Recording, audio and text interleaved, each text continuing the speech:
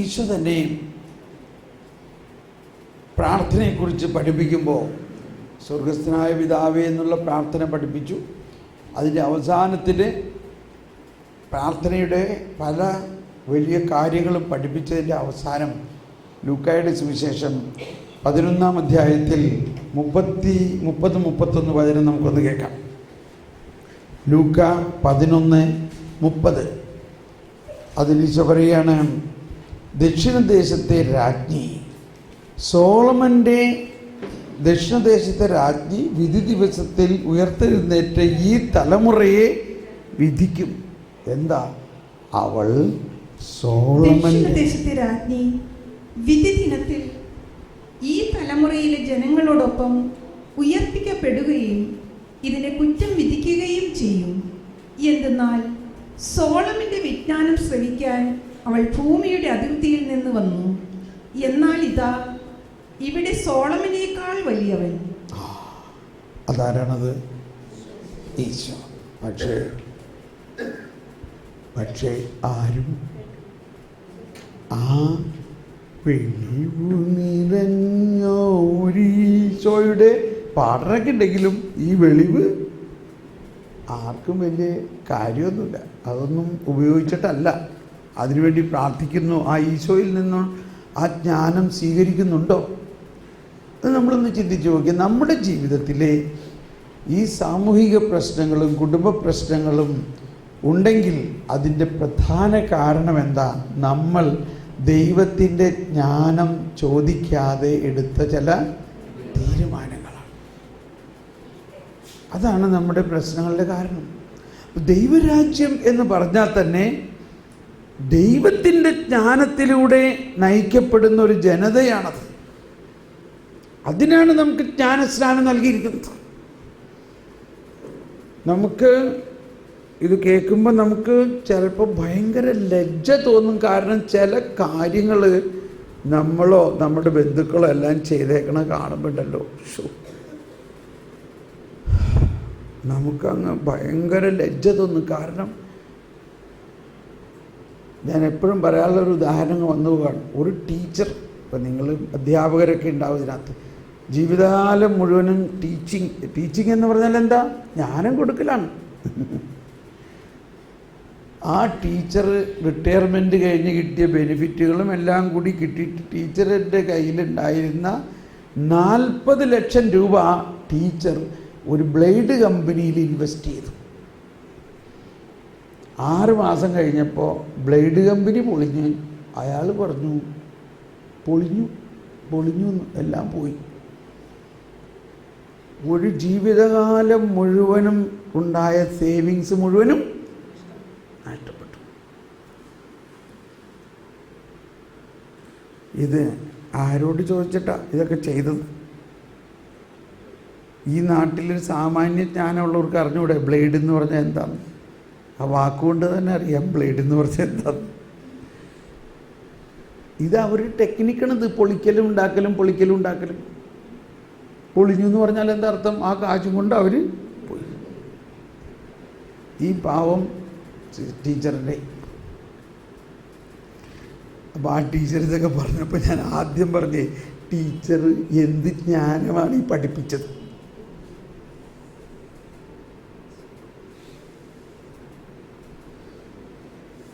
Thomas പോളെ, ശരിയാണ് കേട്ടോ, ഞാൻ ഈ ജ്ഞാനത്തിൻ്റെ പുസ്തകം വായിച്ചിട്ടേ ഇല്ല. അതാണ് മനസ്സിലായോ?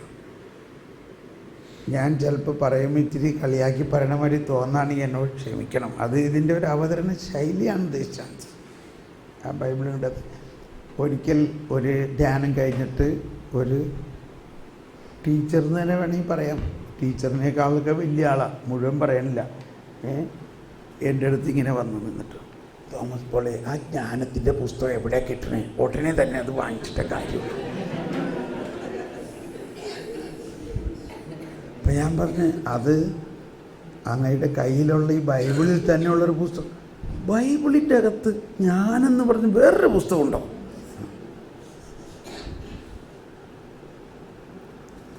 സാരമില്ല, നമ്മൾ 2000 ആണ്ടായപ്പോഴൊക്കെയാണ് ഈ ബൈബിളൊക്കെ കൈ കിട്ടിയിട്ടുള്ളൂ, ഇല്ലേ?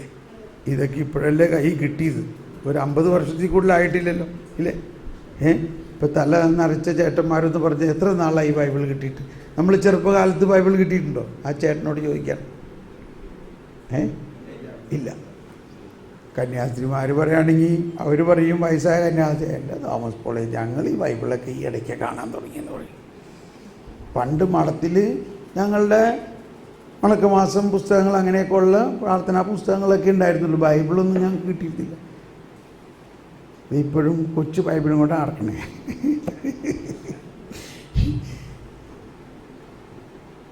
അപ്പോൾ പോസിറ്റീവായിട്ട് പറയുകയാണെങ്കിൽ ഇറ്റ് ഈസ് കമ്മിങ്, ഇത് ആവിർഭവിച്ച് വരുന്നേ ഉള്ളൂ, ഇതിപ്പോഴും ആവിർഭവിച്ച് വരുന്നേ ഉള്ളൂ എന്ന് നമുക്ക് വേണമെങ്കിൽ മനസ്സിലാക്കാം. ഒരുപാട് പേര് ഈ ജ്ഞാനത്തിൻ്റെ പുസ്തകം വായിക്കാറില്ല, വായിച്ചിട്ടില്ല, ജ്ഞാനത്തിന് വേണ്ടി പ്രാർത്ഥിക്കാറില്ല. എന്തോ ഭാഗ്യവശാൽ കാരണവന്മാരുടെയോ ഭാഗ്യം കൊണ്ടൊക്കെ ആയിട്ട് ഞാൻ ചെറുപ്പം മുതൽ എനിക്ക് ജ്ഞാനത്തിന് വേണ്ടി പ്രാർത്ഥിക്കാൻ ഒരാഗ്രഹം വന്നു. അങ്ങനെ പ്രത്യേകിച്ച് ഞാൻ എൻജിനീയറിങ് ജോലിയൊക്കെ ചെയ്തിരുന്ന കാലഘട്ടത്ത് 1-2 എക്സാമ്പിൾ ഇതിൻ്റെ ആ രസമൊന്ന് അറിയാൻ വേണ്ടിയാണ്. ജർമ്മനിയിൽ നിന്നൊരു മെഷീൻ വന്നു, ടാറ്റ ആൻഡ് സ്റ്റീൽ കമ്പനിയിലാണ് സംഭവം നടക്കുന്നത്. വളരെ പ്രമാദമായ വിഷയമായിരുന്നു. അന്ന് ഭാരതത്തിൽ ആദ്യമായിട്ട് അങ്ങനത്തെ ഒരു മെഷീൻ അസംബിൾ ചെയ്യുകയാണ്. ജർമ്മനിയിൽ നിന്ന് വന്ന അതിൻ്റെ ഒരു കപ്ലിംഗ്, ഒരു പാർട്ട്, വളരെ പ്രത്യേകതയുള്ളൊരു മെഷീൻ. അത് അസംബിൾ ചെയ്ത് പ്രവർത്തിക്കാൻ ജർമ്മൻ എഞ്ചിനീയർ വന്നു. എന്നെ അതിൻ്റെ അസിസ്റ്റൻ്റായിട്ട് നിയമിച്ചു. ഞാൻ അയാളെ സഹായിക്കണം. അങ്ങനെ ഞങ്ങൾ ഒരു മാസം മുഴുവനും പണിതിട്ടും ഈ മിഷൻ പ്രവർത്തിപ്പിക്കാൻ സാധിക്കാതെ ഞങ്ങളിവിടെ നിന്ന് ജർമ്മനിക്ക്, അന്നൊക്കെ ട്രെങ്കോള്, ലൈറ്റ്നിങ് കോൾ എന്നൊക്കെ പറഞ്ഞാൽ തന്നെ എത്ര ദിവസം, ഒരു രാവിലെ കോള് ബുക്ക് ചെയ്താൽ വൈകുന്നേരം ആകുമ്പോഴേക്കൊക്കെ നമുക്ക് കോള് കിട്ടുള്ളൂ. ഇന്നത്തെ മാതിരിയാണോ? എന്നിട്ട് ഇവിടുന്ന് ഒച്ച ഉണ്ടാക്കുമ്പോൾ ഏതാണ്ട് ഇവിടുന്ന് ജർമ്മനി കേൾക്കാവണ ഒച്ചയിലേക്കാണ് സംസാരിച്ചിരുന്നത്. അത് ആലോചിക്കുമ്പോൾ ഭയങ്കര തമാശ തോന്നാണ്. അപ്പോൾ അവിടുത്തെ ഡിസൈൻ ഡിപ്പാർട്ട്മെൻറ്റുകാർ പറഞ്ഞു, അവിടുത്തെ ഓപ്പറേഷൻ ഡിപ്പാർട്ട്മെൻറ്റ്, ഇവരോടൊക്കെ സംസാരിച്ചിട്ട് ആർക്കും ഇതിൻ്റെ ഒരു പ്രതിവിധിയില്ല. അവസാനം ജർമ്മൻ എഞ്ചിനീയർ മടങ്ങിപ്പോയി. ജർമ്മൻ എഞ്ചിനീയർ മടങ്ങിപ്പോയി എന്ന് പറഞ്ഞാൽ ജർമ്മനിനെ കുറിച്ച് അറിയാവുന്ന ആളുകൾ മനസ്സിലാക്കണം, അതൊരു ഭയങ്കര മോർട്ടൽ സിന്നാണ്. ഒരു ജോലി ചെയ്യാണ്ട് മടങ്ങി വരിക എന്ന് പറഞ്ഞാൽ, ഇന്ന് ഞാൻ ജർമ്മനിയിലായിരിക്കുന്നത് കൊണ്ട് അവരത്രയ്ക്ക് കൃത്യതയുള്ളവരും ജോലിയുടെ കാര്യത്തിൽ ഭയങ്കര കണിശതയുള്ളവരാണ്. ഇയാൾ പോയി കഴിഞ്ഞിട്ട് പിറ്റേ ദിവസം ഞാൻ, കാര്യം നമ്മുടെ റെസ്പോൺസിബിലിറ്റി ഒന്നുമല്ല, അയാളുടെ റെസ്പോൺസിബിലിറ്റി ആണെങ്കിലും നമ്മൾ ആ ടീമിലായതുകൊണ്ട് നമുക്കൊരു റെസ്പോൺസിബിലിറ്റി മാതിരി വന്നേ, നമുക്ക് ഭയങ്കര ഒരു കുണ്ഠിതമായി. പക്ഷെ 1 മാസം കിടന്ന് രാപകല്ലാണ്ട് കഷ്ടപ്പെട്ടിട്ട് അത് സാധിച്ചില്ലല്ലോ എന്ന് വിചാരിച്ച് എങ്കിലും എല്ലാ ദിവസവും പോണ മാതിരി ആ മെഷീൻ്റെ അടുത്ത് പോയി. അവിടെ ചെന്നപ്പോഴേ എനിക്ക് ഒരാശയം, ദൈവത്തിൻ്റെ ജ്ഞാനത്തിന് അറിയാമായിരിക്കും ഇതിൻ്റെ കാരണം എന്താന്ന്. അപ്പോഴേ തന്നെ എനിക്ക് സന്തോഷമായി, പ്രോബ്ലം സോൾവായി. കാരണം ഇത് അറിയണ ഒരാൾ ഉണ്ട്. അതാരാ? ദൈവത്തിൻ്റെ ജ്ഞാനം. എനിക്ക് ഭയങ്കര സന്തോഷമായി. സൊല്യൂഷനൊന്നും ഉണ്ടായിട്ടില്ല, പക്ഷേ എനിക്ക് നല്ല ഉറപ്പായി ഇത് തീർച്ചയായിട്ടും ദൈവത്തിൻ്റെ ജ്ഞാനത്തിനറിയാം. ഞാൻ അവിടെ ഇരുന്ന് പ്രാർത്ഥിച്ചു, കുറച്ചൊന്ന് ചെറുതായിട്ടൊന്ന് പ്രാർത്ഥിച്ചുള്ളൂ. ഞാൻ പ്രാർത്ഥിച്ചു എന്ന് മാത്രമല്ല, എനിക്ക് ഈശോ ഇങ്ങനെ പുഞ്ചിരിച്ച് നിൽക്കുന്നൊരു തോന്നൽ എനിക്ക് തോന്നി. അറ്റ് ലാസ്റ്റ് ഇപ്പോഴെങ്കിലും നിനക്ക് ഇത് മനസ്സിലായല്ലോ എന്ന്. ദൈവത്തിൻ്റെ ജ്ഞാനത്തിന് ഇതിനൊക്കെ ഒരു ഉത്തരവുണ്ട്. ഞാനത് ഒരു 1-2 മിനിറ്റിനകത്ത് എനിക്ക് ഒരു പുതിയ ഐഡിയ മനസ്സിലേക്ക് വന്നു. ഒരു ഐഡിയ, അതുവരെ ഞങ്ങൾ ചിന്തിച്ചിട്ടില്ലാത്ത ഒരു ഐഡിയ. എനിക്ക് ഭയങ്കര ആവേശം കൊണ്ട് ഞാൻ ഓടിച്ചെന്ന് ചീഫ് എഞ്ചിനീയറോട് ഇത് പറഞ്ഞു. അയാൾക്ക് ആദ്യം വലിയ താല്പര്യമൊന്നും തോന്നില്ല. അയാൾ പറഞ്ഞു, ഈ ജർമ്മൻ എഞ്ചിനീയർക്ക് ചെയ്യാൻ പറ്റാത്ത കാര്യം നീ ഇന്ത്യൻ എഞ്ചിനീയർ എന്ത് ചെയ്യാനാ? ഞാൻ പറഞ്ഞു, അറ്റ്ലീസ്റ്റ് ഇതൊന്ന് കേൾക്ക്, കേൾക്കണേനെന്താ? ആ എന്നാ പറയും. കേട്ടപ്പോൾ ഇയാൾ എക്സൈറ്റഡ് ആയി. ഇയാൾ പറഞ്ഞു yes that is sure it will work. ഞങ്ങൾ രണ്ടുപേരും ഓടി വന്ന് എഞ്ചിൻ റൂമിൽ വന്ന് ഈ പറഞ്ഞ മാതിരി ഈ ഉദ്ദേശിച്ച മാതിരി ഐഡിയ തുറന്ന് അതൊക്കെ ചെയ്തു കഴിഞ്ഞു. എൻജിൻ വർക്ക് ചെയ്തു ഭയങ്കരമായിട്ട്. കൈയടിച്ചോ കർത്താവിന് മാറ്റപ്പെടുത്താൻ. എല്ലാവരും എന്നെ പൊക്കിക്കൊണ്ട് നടക്കാൻ തുടങ്ങി. തോമസ് പോൾ. അതാണ് എനിക്ക് ഡബിൾ ഇൻക്രിമെൻറ്റ് കിട്ടി, എനിക്ക് പ്രമോഷൻ കിട്ടി. മാത്രമല്ല പിന്നെ ഫാക്ടറിയിൽ എന്ത് പ്രശ്നമുണ്ടെങ്കിലും ആർക്കെങ്കിലും അത് പറ്റുന്നില്ലെങ്കിൽ ഒറ്റ ആളുള്ളൂ, ഇനി കോൾ തോമസ് പോൾ. ഇങ്ങനെ ഞാൻ എന്ത് ചെയ്യും? എനിക്ക് ഒറ്റ ആളേ ഉള്ളൂ. ഇതൊരു സ്ഥിരം പരിപാടിയായിട്ട് മാറി. ഈ ജർമ്മൻ എഞ്ചിനീയർ ഇതിൻ്റെ ആകാംക്ഷ കൊണ്ട് അയാൾ മടങ്ങി വന്നു ജർമ്മനിയിൽ നിന്ന്. ഏത് ഇന്നത്തെ കാലത്തെ മാതിരിയല്ല, അന്ന് വീണ്ടും ജർമ്മനിയിൽ നിന്ന് മടങ്ങി വന്നു. ഇയാൾ എന്താണ് ഇത്, എങ്ങനെ നീ ഇത് കണ്ടുപിടിച്ചു? അവസാനം കാര്യം പറഞ്ഞു. എനിക്ക് ജർമ്മനിയിൽ ജോലിയൊക്കെ ഓഫർ ചെയ്തായിരുന്നു. പക്ഷെ ഞാനന്ന് ഇന്ത്യൻ ജോലിയുമായിട്ടൊരു കോൺട്രാക്റ്റിലായതിൻ്റെ പേരിൽ എനിക്ക് പോകാൻ പറ്റില്ല. അതുപോലെ തന്നെ നെസ്കോഫി കമ്പനിയുടെ വലിയൊരു പ്ലാന്റിൻ്റെ പണി നടക്കുമ്പോൾ നെസ്കോഫി കമ്പനി കാപ്പി കുടിക്കുമ്പോൾ നമുക്ക് അറിഞ്ഞൂടാ അതെന്തോ ഒരു വലിയ ഫാക്ടറിയിലാണ് ഉണ്ടാക്കണമെന്ന്. നെസ്കോഫി ഉണ്ടാക്കുക എന്ന് പറഞ്ഞാൽ വലിയ ഹ്യൂജ് ബിൽഡിങ്ങിൻ്റെ അകത്ത് ഒരു 10 നില 11 നില വലിപ്പമുള്ള ഒരു ഗ്ലാസ് ഫ്ലാസ്കിനകത്താണ് ഉണ്ടാക്കണത്. 11 നില വലിപ്പമുള്ള ഒരു ഗ്ലാസ് കൊണ്ടുള്ള ഒരു ഫ്ലാസ്കിൻ്റെ അകത്ത് ഡിക്കോക്ഷൻ മുകളിൽ നിന്ന് ഇങ്ങനെ സ്പ്രേ ചെയ്തിട്ട് താഴെ നിന്നൊരു ഹോട്ട് എയർ അതിനകത്തേക്ക് പാസ് ചെയ്ത് താഴെ അത് വരുമ്പോഴേക്കും കാപ്പിപ്പൊടി ഈ പറഞ്ഞ ഇൻസ്റ്റൻറ്റ് കോഫി ആയിട്ട് മാറും. അത് വളരെ വലിയ കമ്പനിയാണ്. അതുകൊണ്ട് ഒരു കമ്പനിയേ ഉള്ളൂ പ്രധാനമായിട്ട്. ആരാണ്? അല്ലെങ്കിൽ 1-2 കമ്പനി. നെസ്ലെ. അപ്പോൾ ഇവർ സ്വിറ്റ്സർലൻഡ് ബേസ്ഡ് കമ്പനിയാണ്. സ്വിറ്റ്സർലൻഡിൻ്റെ സായിപ്പാണ് അയാൾ. ഒരു ജീനിയസാണ് അയാൾ. പക്ഷേ ഇവരുടെ സ്വിറ്റ്സർലൻഡിലെ കണക്കൊക്കെ എന്താ, വലിയ ക്രെയിനും കൊണ്ട് തൂക്കി മുകളിൽ വെക്കാമെന്നുള്ളതേ അവർക്കറിയുള്ളൂ. പക്ഷെ അങ്ങനെ ഈ ഫാക്ടറിയുടെ സ്ഥലത്ത് അതുപോലൊരു ക്രെയിൻ കിട്ടാൻ യാതൊരു സാധ്യതയില്ല. ഈ 12 നില കെട്ടിടത്തിൻ്റെ മുകളിൽ ഒരു വലിയ മെഷീൻ ഇറക്റ്റ് ചെയ്യണം.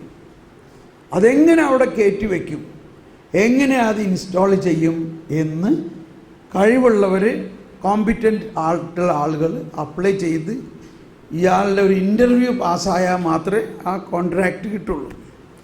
അങ്ങനെ ഞാൻ അന്ന് ബോംബെയിൽ നിന്ന് ഈ മൈസൂരിലെ ഫാക്ടറിയിലേക്ക് വന്നിരിക്കുകയാണ് ഇൻ്റർവ്യൂവിന് വേണ്ടി. എന്നെ കണ്ട വഴി തന്നെ ഇയാളുടെ തോന്നി ഇവൻ ആകെ ഒരു ചെറിയൊരു മനുഷ്യൻ. ഇയാൾ ഭയങ്കര പൊക്കമുള്ള ഒരാൾ. ഇയാൾ പറഞ്ഞു, നിൻ്റെ അടുത്ത് ഇതിൻ്റെ do you have A crane, ഇത് പൊക്കി വയ്ക്കാൻ പറ്റിയ ക്രെയിൻ നിങ്ങളുടെ കയ്യിലുണ്ടോ എന്ന് ചോദിച്ചു. ഞാൻ പറഞ്ഞു ഐ ഹാവ് നോ ക്രെയിൻ. അപ്പോൾ തന്നെ ഇയാൾക്ക് ദേഷ്യം, ഗെറ്റ് ഔട്ട് എന്ന് പറഞ്ഞ് ഇയാളെ അലറാൻ തുടങ്ങി. എന്ത് ചെയ്യും ദൈവമേ, ഇത്രയും ഫ്ലൈറ്റിന് കാശും മുടക്കി ഞാനിത് വന്നിരിക്കുകയാണ് ഇൻ്റർവ്യൂവിന്. ഒരു ഐഡിയ എനിക്ക് നല്ല ഉറപ്പാണ് വേറെ ഒരു തരത്തിലും ഇത് ചെയ്യാൻ പറ്റില്ല. ഞാൻ പറഞ്ഞു I want to explain. No explanation is required, go. Crane ഇല്ലെങ്കിൽ ഇത് ചെയ്യാൻ പറ്റില്ല. ഞാൻ അവിടെ തന്നെ ഒന്ന് പ്രാർത്ഥിച്ചു, ദൈവമേ, പരിശുദ്ധാത്മാവേ, ജ്ഞാനമേ. അപ്പോൾ ഇങ്ങനെ എനിക്കൊരു ആശയം വന്നു. ഒരു സെൻറ്റൻസ് കൂടി പറയാൻ എന്നെ അനുവദിക്കും. ഒറ്റ സെൻറ്റൻസിൽ കാര്യം അയാളെ മനസ്സിലാക്കിക്കുകയും കോൺട്രാക്റ്റ് എടുക്കുകയും ചെയ്യണം. ഒറ്റ സെൻറ്റൻസ് കൂടി. ഞാൻ പറഞ്ഞു, ഒരു സെൻറ്റൻസ് കൂടി, please allow me to speak 1 more sentence. ഇയാൾ സമ്മതിക്കില്ല. No, I don't want to talk to you. എനിക്ക് നിന്നോടൊന്നും ഈ സംസാരിക്കാനില്ല. എനിക്ക് ക്രെയിൻ ഇല്ലെങ്കിൽ ഒന്നും ചെയ്യാൻ പറ്റില്ല, ഗോ. വീണ്ടും ഞാൻ ബെഗ് ചെയ്തു. അവസാനം ഇയാൾ പറഞ്ഞു യെസ് സ്പീക്ക്. ഒറ്റ സെൻറ്റൻസേ ഉള്ളൂ, അതുകൊണ്ട് കാര്യം നടക്കണം. ഇപ്പോഴും എനിക്ക് ശരിക്കും അറിഞ്ഞൂടെ എന്താ പറയേണ്ടത്. പക്ഷേ പരിശുദ്ധാത്മാവ്, ദൈവത്തിൻ്റെ ജ്ഞാനം അപ്പം എൻ്റെ ഉള്ളിൽ നിന്ന് ഇങ്ങനെ ഉള്ളിലിങ്ങനെ പറയാണ്. ഞാൻ പറഞ്ഞത് എന്താണെന്നറിയോ? ഞാൻ പറഞ്ഞു, V R Indians, we build Taj Mahal without crane.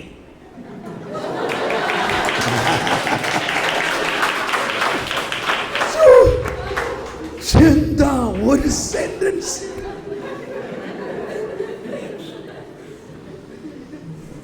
നമ്മൾ ഈ കൺസ്ട്രക്ഷനെ കുറിച്ചൊക്കെ പഠിക്കുമ്പോൾ പഠിക്കേണ്ട ഒരു കാര്യമാണ്. നമ്മുടെ ഏൻഷ്യൻ്റ് കൺസ്ട്രക്ഷനെ കുറിച്ചൊക്കെ ഭയങ്കരമായിട്ടുള്ള കാര്യമാണ്.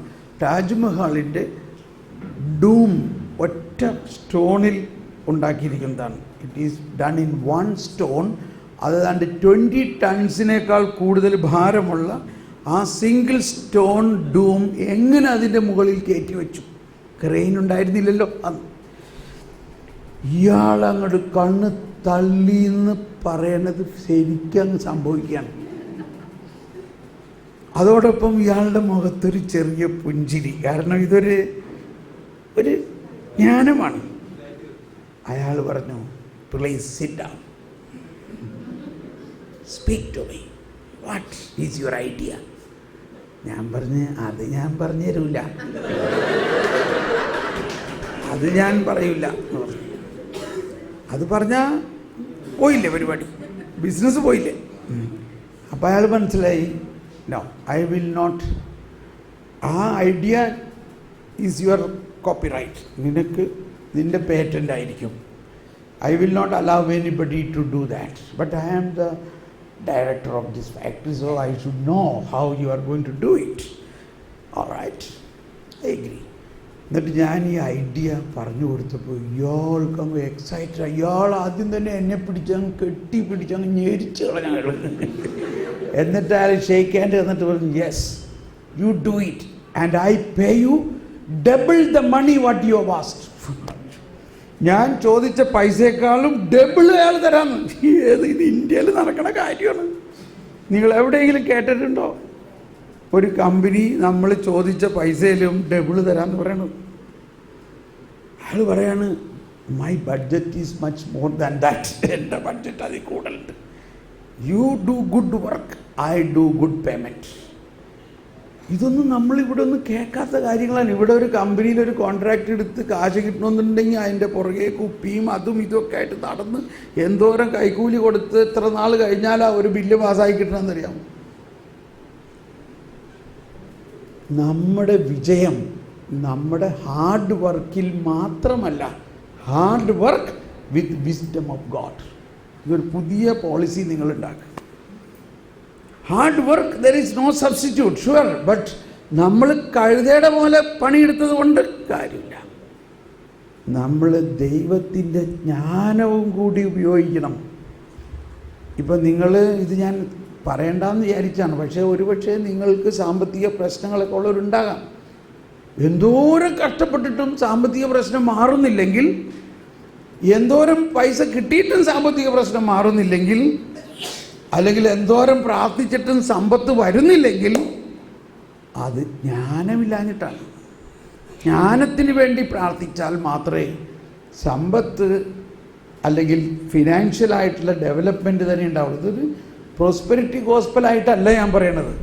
ഈ കർത്താവേ കാശ് തരണയ്ക്ക് മുമ്പ് നോക്കും, ഈ കാശ് ഇവൻ ബുദ്ധിപൂർവം ചെലവാക്കുമോ? അതിനുള്ള ബുദ്ധി ഇല്ലെങ്കിൽ അവന് കാശ് കൊടുക്കില്ല. മനസ്സിലായ എന്തുകൊണ്ടാണ് ചിലർക്ക് കാശ് കിട്ടാത്തത്? കൊടുക്കുകയാണെങ്കിലോ അവനത് 2 മാസം കൊണ്ട് പൊടിച്ചു കളയും, വീണ്ടും അതിനേക്കാൾ കൂടുതൽ കടമാവും. നമ്മൾ പണ്ടൊക്കെ കോളേജിലൊക്കെ സ്കൂളിലൊക്കെ ഓട്ടോഗ്രാഫ് എഴുതാറുണ്ടല്ലോ. ഓട്ടോഗ്രാഫിൽ എഴുതാറുള്ള ഒരു സെൻറ്റൻസാണ്, സ്പെൻഡ് യുവർ മണി വൈസ്ലി. വേണമെങ്കിൽ ആർക്കെങ്കിലും എഴുതിയെടുത്തോ, നീ നോട്ട് ചെയ്ത് വെച്ചോ, ആർക്കെങ്കിലും എഴുതി കൊടുക്കാൻ. Spend your money wisely. ഇന്നത്തെ ലോകത്തിലെ ഏറ്റവും വലിയ പ്രശ്നം ഈ പണം ബുദ്ധിപൂർവം ചെലവാക്കാത്തത് കൊണ്ട് ഉള്ള ദൂഷ്യങ്ങളാണ് അധികം. എനിവേ, നമ്മളിപ്പോൾ ഈ പണത്തിൻ്റെ പോയിന്റിലല്ല ജ്ഞാനം തോന്നും, പക്ഷേ നമുക്ക് എളുപ്പം മനസ്സിലാവുന്നൊരു സബ്ജക്റ്റാണ് ഇതില്ലേ.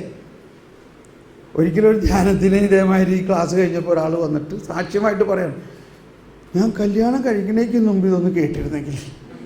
ഞാൻ ഈ ഇടയ്ക്കാണ് കല്യാണം കഴിച്ചത്. 3 മാസം കൊണ്ട് സ്ത്രീധനം മുഴുവനും പൊടിച്ചു കളഞ്ഞു.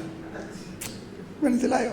പെണ്ണിൻ്റെ സ്ത്രീധനം മുഴുവനും 3 മാസം കൊണ്ട് തരിപ്പണമാക്കി, അതിൻ്റെ മുകളിൽ കടവുമായി. ജ്ഞാനമാണോ? ചിലർ ലക്ഷങ്ങൾക്ക് വെച്ചിട്ടാണ് ചീട്ട് കളിക്കുന്നത്. ഗാംബ്ലിങ്ങിൽ ലക്ഷങ്ങൾ പോണു. അപ്പം ഇതെല്ലാം എങ്ങനെ ഇതിനകത്തൊക്കെ വിമോചനം കിട്ടും? ഇതെല്ലാം ദൈവിക ജ്ഞാനമുണ്ടായാലും മാറും. ഓക്കെ, അപ്പോൾ അത് നമ്മുടെ സാമൂഹിക സാധാരണ കുടുംബ ജീവിതം വിജയിക്കണമെങ്കിൽ നമ്മൾ തീരുമാനങ്ങൾ എടുക്കുന്നതിന് മുൻപ് ദൈവത്തിൻ്റെ ജ്ഞാനത്തിന് വേണ്ടി പ്രാർത്ഥിക്കുകയും ദൈവികമായ വിവേചനത്തോടു കൂടി എടുക്കണം. ഈവൻ ഒരു ബിസിനസ് തുടങ്ങുന്നതായാലും എന്ത് തീരുമാനം എടുക്കുമ്പോൾ. അതല്ലെങ്കിൽ നമ്മുടെ ബുദ്ധിയിൽ രൂപം കൊണ്ട ചില ഐഡിയകൾ വെച്ച് നമ്മൾ പലതും ചെയ്യണം, അത് പരാജയപ്പെടുന്നു. അതിനെ മേക്കപ്പ് ചെയ്യാനായിട്ട് നമുക്ക് പറ്റുന്നില്ല, വലിയ പ്രശ്നങ്ങളായി മാറും. ഓക്കെ, ഇത്രയും മതി ഈ സാമ്പത്തികത്തിൻ്റെ. ഇനി ജ്ഞാനം നമ്മൾക്ക് ലഭിച്ചാൽ മാത്രമേ ദൈവിക രഹസ്യങ്ങൾ നമുക്ക് മനസ്സിലാകുകയുള്ളൂ. നമ്മളെല്ലാവരെയും വിളിച്ചിരിക്കുന്നത് സാധാരണ ബുദ്ധി കൊണ്ട് ദൈവിക രഹസ്യം മനസ്സിലാക്കാനല്ല. നമ്മുടെ ബുദ്ധി കൊണ്ട് ദൈവിക രഹസ്യം നമുക്ക് മനസ്സിലാവില്ല. ഈ ദൈവിക രഹസ്യം മനസ്സിലാക്കുന്നത് കൊച്ചു ത്രേസ്യക്കോ അമ്മ ത്രേസ്യക്കോ ജോഹന്നാൻ ക്രൂസിനോ അച്ഛന്മാരോ കന്യാസികൾക്കോ മാത്രമല്ല, എല്ലാ മനുഷ്യർക്കും ദൈവിക രഹസ്യങ്ങൾ മനസ്സിലാക്കാനുള്ള ജ്ഞാനം ദൈവം കൊടുക്കുന്നുണ്ട്, എല്ലാ മനുഷ്യർക്കും. ഇനി നമുക്ക് അതിൻ്റെ ഒരു വചനം എടുക്കാം. നമുക്ക് എഫേസോസുകാർക്ക് എഴുതിയ ലേഖനം ഒന്ന് വായിക്കാം. എഫേസോസുകാർക്ക് എഴുതിയ ലേഖനത്തിൽ 1-ാം അധ്യായത്തിൽ ഈ പൗലോസ്ലീഹയുടെ ലേഖനങ്ങളിലെല്ലാം ആദ്യത്തെ എല്ലാ 1-2 അധ്യായങ്ങളിൽ ജ്ഞാനത്തെക്കുറിച്ചായിരിക്കും. അത് കഴിഞ്ഞ് സാവധാനം സ്നേഹം സൽവോർക്ക് ഇഷ്ടം എന്നുള്ള പോയിന്റിലേക്ക് വരും. എഫേസോസ് 1-ാം അധ്യായത്തിൽ 8, 9, 11 വായിച്ചേ. 1-ാം അധ്യായത്തിൽ 8, 9 വചനം എന്താ പറയുന്നത്? ഈ കൃപയാകട്ടെ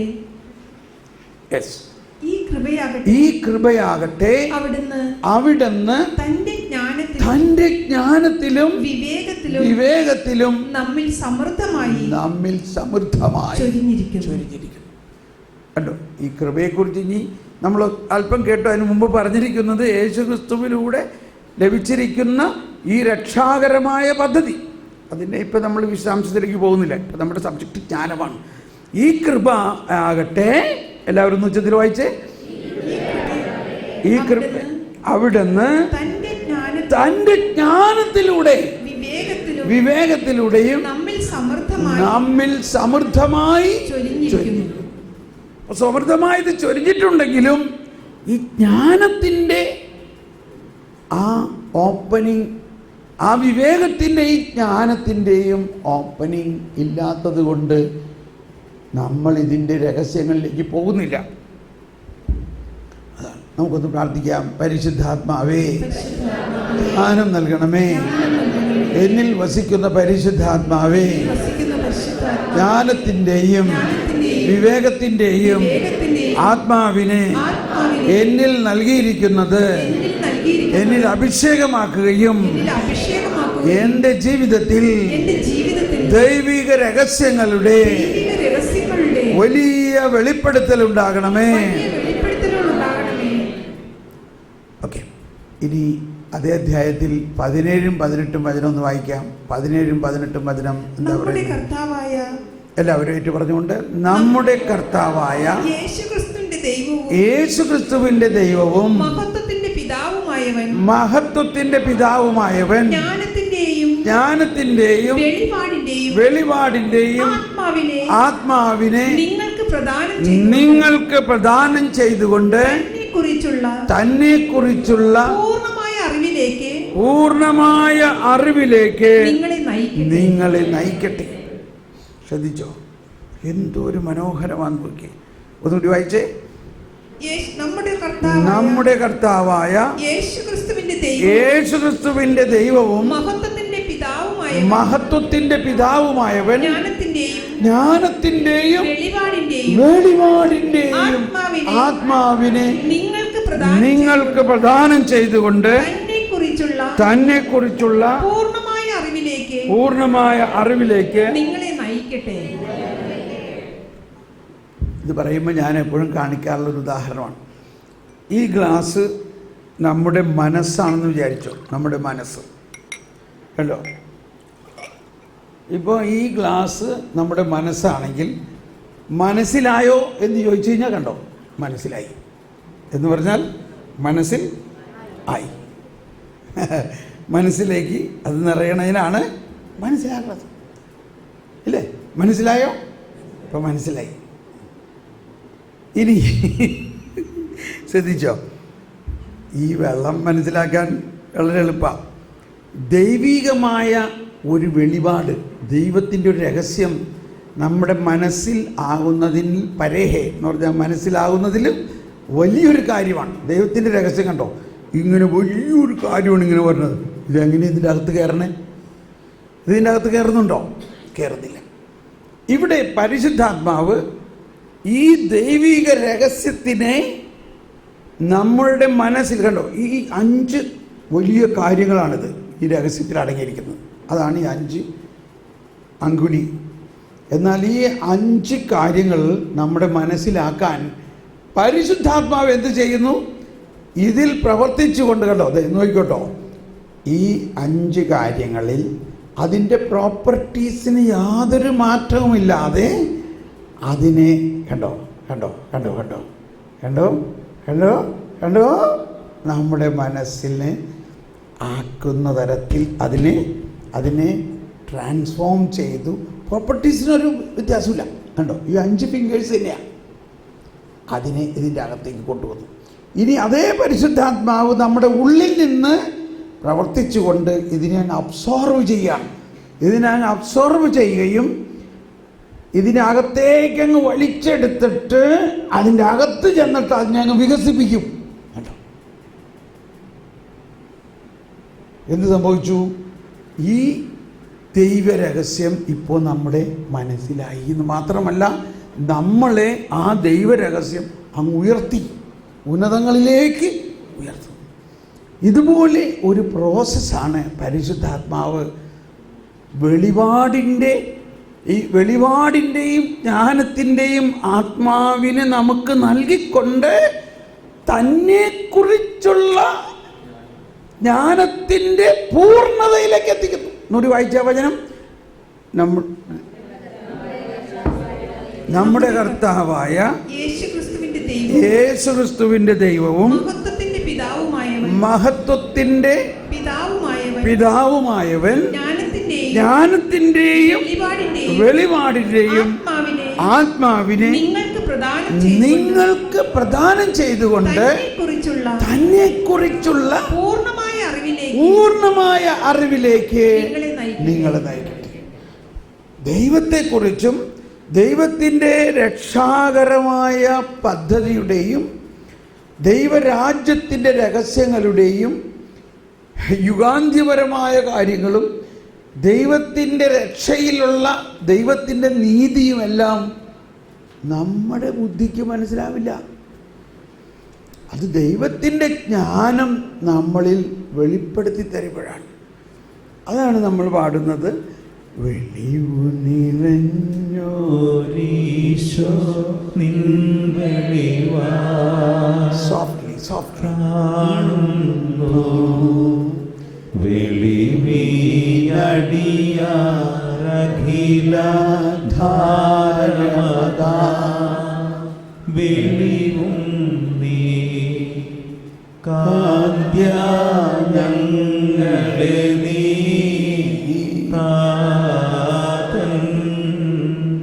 കതിരേ ശോഭിപ്പിക്കുന്നു. 1 കൊരിന്ത്യസ് 1-ാം-അധ്യായം-30 നമ്മൾ കേട്ടു. എന്താ കേട്ടത്? യേശുക്രിസ്തുവിലുള്ള നിങ്ങളുടെ ജീവിതത്തിൻ്റെ ഉറവിടം അവിടുന്ന് തന്നെയാണ്. ദൈവം അവനെ നമുക്കായി ജ്ഞാനമാക്കിയിരിക്കുന്നു. ഓക്കെ, അത്രയും മാത്രം പിടിക്കും. പിന്നെ അടുത്തത് വേറെ. അപ്പോൾ ഈ ജ്ഞാനമാക്കിയിരിക്കുന്നു. ആ ജ്ഞാനം നമ്മളിൽ തന്നിട്ട് ഇനി ഈ ജ്ഞാനത്തിൻ്റെ പ്രവർത്തനങ്ങൾ എന്തെല്ലാമാണ്? ഈ ജ്ഞാനത്തിൻ്റെ പ്രവർത്തനങ്ങളിൽ 2 കാര്യമാണ് എഫേസോസ് 1:8-9, 17-18 നമ്മൾ പഠിച്ചു. ഒന്ന്, ഈ ദൈവത്തിൻ്റെ കൃപാവരം നമ്മൾക്ക് നൽകപ്പെട്ടിട്ടുണ്ടെങ്കിലും അത് ദൈവത്തിൻ്റെ ജ്ഞാനത്തിലും കൃപയിലുമാണ് അത് നമ്മൾക്ക് അനുഭവമാകുന്നുള്ളൂ. അതാണ് ഇന്നത്തെ നമ്മുടെ അവസ്ഥ. നമ്മൾക്ക് ഈ കൃപയെല്ലാം കിട്ടിയിട്ടുണ്ടെങ്കിലും, ജ്ഞാനവും ജ്ഞാനസ്നാനത്തിലൂടെ കിട്ടിയിട്ടുണ്ടെങ്കിലും ഇത് തമ്മിൽ നമ്മൾ ഒരുമിപ്പിച്ച് പ്രവർത്തിച്ചിട്ടില്ല. ഈ 2-3 ദിവസം കൊണ്ട് നിങ്ങൾ കണ്ടോ എന്താ സംഭവിക്കാൻ പോകുന്നത്? ഇതെല്ലാം നമുക്ക് കിട്ടിയിരിക്കുന്നു. പിന്നെ നമ്മൾ മനസ്സിലായി, വെളിപാടിൻ്റെയും ജ്ഞാനത്തിൻ്റെയും ആത്മാവിനെ നൽകിക്കൊണ്ട് അവിടത്തെക്കുറിച്ചുള്ള അറിവിൻ്റെ പൂർണ്ണതയിലേക്ക് നമ്മൾ നയിക്കപ്പെടും. ഇനി 1 കൊരിന്ത്യർ 1 കഴിഞ്ഞ് 2-ാം അധ്യായത്തിൽ പറയുന്നതെന്ന് ശ്രദ്ധിച്ച്. 2-ാം അധ്യായത്തിൽ 5 മുതലുള്ള വചനത്തിൽ പറയുന്നത്, നിങ്ങളുടെ ഇപ്പം നേരത്തെ കൃപയെക്കുറിച്ചും വെളിപാടിനെ കുറിച്ചൊക്കെ എഫേസോസിൽ പറഞ്ഞെങ്കിൽ ഇവിടെ പറയുന്നത് നിങ്ങളുടെ വിശ്വാസവും ജ്ഞാനവുമായിട്ട് എങ്ങനെയാണ്? നിങ്ങളുടെ വിശ്വാസത്തിൻ്റെ, വായിച്ചോളൂ, 2-ാം അധ്യായത്തിൽ 5-ാമത്തെ വചനം, നിങ്ങളുടെ വിശ്വാസത്തിൻ്റെ അടിസ്ഥാനം മാനുഷിക വിജ്ഞാനമാകാതെ ദൈവിക ശക്തിയായിരിക്കണം, ദൈവിക ജ്ഞാനമായിരിക്കണം. ഇതെല്ലാവരും പറഞ്ഞേ, എല്ലാവരും വായിച്ചേ. നിങ്ങളുടെ വിശ്വാസത്തിൻ്റെ അടിസ്ഥാനം മാനുഷിക വിജ്ഞാനമാകാതെ. ഉദാഹരണത്തിന് ഒരു ചോദ്യം ചോദിക്കാൻ പോവുകയാണ് കേട്ടോ. റെഡി? ചോദിച്ചോട്ടെ? ചോദ്യം ഇത് ശരിക്കും നമ്മുടെ വിശ്വാസത്തിൻ്റെ ഒരു കണക്കാണ്. അശുദ്ധാത്മാവോ ദൈവാത്മാവ്, അല്ലെങ്കിൽ അശുദ്ധാത്മാവും ദൈവാത്മാവും തമ്മിലുള്ള വ്യത്യാസം എന്താണ്? അശുദ്ധാത്മാവും ദൈവാത്മാവും തമ്മിലുള്ള വ്യത്യാസം എന്താണ്? അല്ലെങ്കിൽ പിശാചും ദൈവവും തമ്മിലുള്ള വ്യത്യാസം എന്താണ്?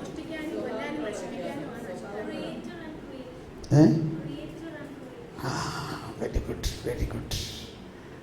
വേറെ ആരെങ്കിലും ഒന്ന് പറയാമോ എന്തെങ്കിലും?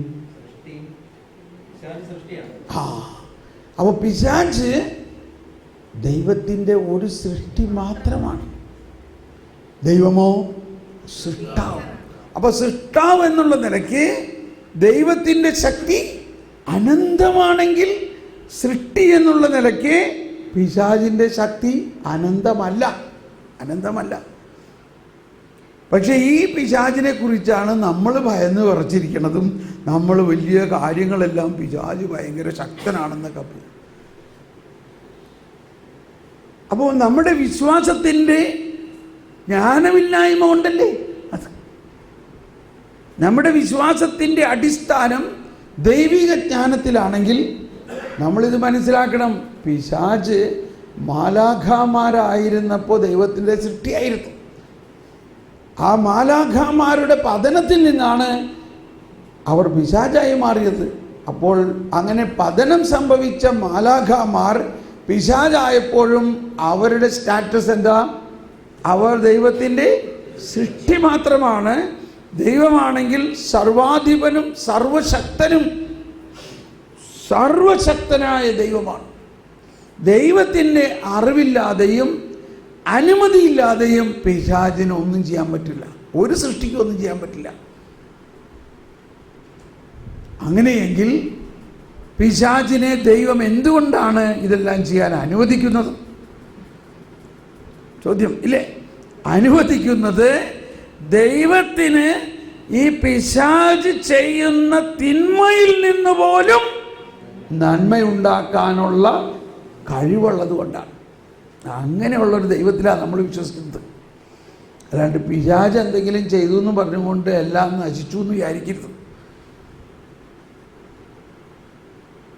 തലച്ചോറിൽ ഇത്തിരി മാറ്റം വരുത്തണമെന്ന് തോന്നുന്നുണ്ടോ? യെസ്, നമ്മൾ ഈശോനെ എഴുന്നള്ളിച്ച് വെച്ച് കുറച്ച് നേരം ആരാധിച്ച് പ്രാർത്ഥിക്കാനുള്ള പ്ലാനാണ്. കൊണ്ടുപോരെ, ഇവിടെ വരുമ്പോഴേക്കും ഞാൻ ഇവിടെ നിന്ന് എല്ലാം ശരിയാക്കാം. അപ്പോൾ ഇങ്ങനെ നമ്മുടെ ചെറുപ്പം മുതലേ ഉള്ള ചില തെറ്റായ ബോധ്യങ്ങൾ നമ്മളിൽ കിടക്കുന്നുണ്ട്. ഇത് ചെറുപ്പം മുതലേ നമ്മൾ കേട്ടേക്കണതാണ്. ഇപ്പോൾ കരിസ്മാറ്റിക് കുറേ ആയി കഴിഞ്ഞപ്പോൾ ഇത് കുറച്ച് കൂടുതലായിട്ടുണ്ട്. ചിലർ വെറുതെ അവിടെ ഒന്നും പോയി പ്രാർത്ഥിക്കാൻ തട്ട ആ പിയാഴൊക്കെ നിൻ്റെ വേദ് കയറും, അതുകൊണ്ട് ഭയങ്കര ബന്ധനത്തിലാകും. അപ്പോൾ നമ്മൾ സാധാരണ സിമ്പിളത് ഈ പിശാച് ബാധിച്ചവൻ്റെയൊക്കെ തലയിൽ നീ, അല്ലെങ്കിൽ അവൻ ഭയങ്കര അശുദ്ധമായി ജീവിക്കണം, അവൻ്റെ തലയിലൊക്കെ കൈവച്ച് പ്രാർത്ഥിച്ചാൽ ആ അശുദ്ധിയൊക്കെ നിൻ്റെ അകത്ത് വരും. ഇത് വളരെ കോമൺ അല്ലേ? പക്ഷെ അപ്പോൾ എന്താ നമ്മുടെ വിശ്വാസം? നമ്മുടെ വിശ്വാസം ദൈവിക ശക്തിയിൽ അധിഷ്ഠിതമല്ല, മാനുഷിക വിജ്ഞാനത്തിൽ അധിഷ്ഠിതം. ഒരിക്കലും ഇങ്ങനെ ഒരു ധ്യാന കേന്ദ്രത്തിൽ ധ്യാനിപ്പിക്കാൻ ഞാൻ വരുമ്പോൾ ഒരു പെണ്ണെന്നെ നോക്കി നിൽക്കുകയായിരുന്നു. അവർ ഉടനെ വന്നിട്ട് തോമസ് പള്ളി, ആ നിൽക്കുന്ന ആളുണ്ടല്ലോ, അയാൾ മഹാപ്രസംഗാണ്. അയാൾ ഈ എല്ലാ തരത്തിലുള്ള അശുദ്ധ മാർഗങ്ങളും പല ഇതും ചെയ്യുന്ന ആളാണ്. അതുകൊണ്ട് അയാൾ നിൻ്റെ അടുത്തെങ്ങാനും പ്രാർത്ഥിക്കാൻ വരാണെങ്കിൽ അയാൾ തൊടുക പോലും ചെയ്യരുത്, ആ പിയായൊക്കെ നിൻ്റെ മേത്ത് വരും. ഞാൻ അവളെ വിളിച്ചിട്ട് പറല് തിരുത്തിയിട്ട് പറഞ്ഞു, നീ ഇത്രയും ധ്യാനമൊക്കെ കൂട്ടിയിട്ട് ഇതാണോ നിൻ്റെ വിശ്വാസം? കർത്താവ് നിൻ്റെ ഉള്ളിലുണ്ട്, എൻ്റെ ഉള്ളിലുണ്ട്. നിൻ്റെ ഉള്ളിലുള്ളവൻ പുറത്തുള്ളവനേക്കാൾ ശക്തനാണ്. കർത്താവ് നമ്മളിൽ വന്നിരിക്കുന്നത് ഏറ്റവും വലിയ ശക്തി നീ പിശാചിനെ ബഹിഷ്കരിക്കാനാണ്. എല്ലാ വിശ്വാസിക്കും ഇതിനുള്ള ശക്തി കിട്ടും. ഇത് അച്ഛന്മാർക്കോ ബിഷപ്പ്മാർക്കോ മാത്രമല്ല. നിങ്ങൾക്ക് നോക്കണോ പിശാചിനെ ബഹിഷ്കരിക്കാൻ നിങ്ങൾക്ക് കഴിവുണ്ടെന്ന് നോക്കണോ? എന്നാൽ ഇന്ന് രാത്രി ഞാനൊരു പിശാചിനെ അങ്ങോട്ട് അയക്കാം. വേണമെന്നുള്ളവർ ഇന്ന് രാത്രി ഒന്ന് ടെസ്റ്റ് ചെയ്യാം. ആയിക്കട്ടെ, ഇഷ്ടംപോലെ ഉണ്ടല്ലേ. എന്തുകൊണ്ടാണ് ഉള്ളത്?